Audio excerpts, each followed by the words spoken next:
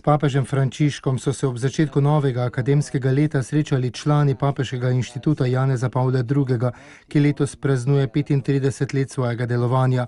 Papež Frančišek je v govoru dejal, da se odnos med moškim in žensko odraža v družbenih vezeh. Kadar stvari med moškim in žensko gredo dobro, gresta dobro tudi svet in zgodovina.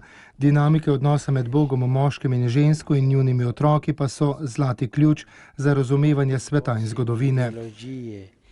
Sveti oče v nadaljevanju dejal, da je nemogoče zanikati prispevek moderne kulture k odkritju dostojanstva spolne razlike. Zato je tudi zelo nenavadno ugotoviti, da se sedaj ta kultura kaže kot blokirana z držo, ki razliko zabrisuje namesto, da bi reševala probleme, ki jo mrtvičijo.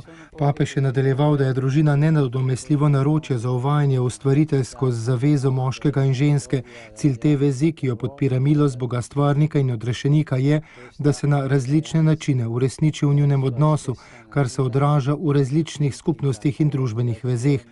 Globoka soodnosnost med družinskimi liki in družbenimi oblikami te zaveze na področju verstva, etike, dela, ekonomije, politike, skrbi za življenje in odnosa med generacijami je že splošno očitna. V resnici, kadar stvari med moškim in ženskom gredo dobro, gresta dobro tudi svet in zgodovina.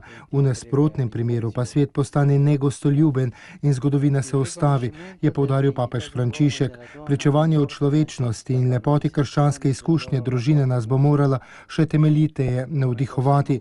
Cerkev v družini vidi podobo zaveze Boga s celotno človeško družino.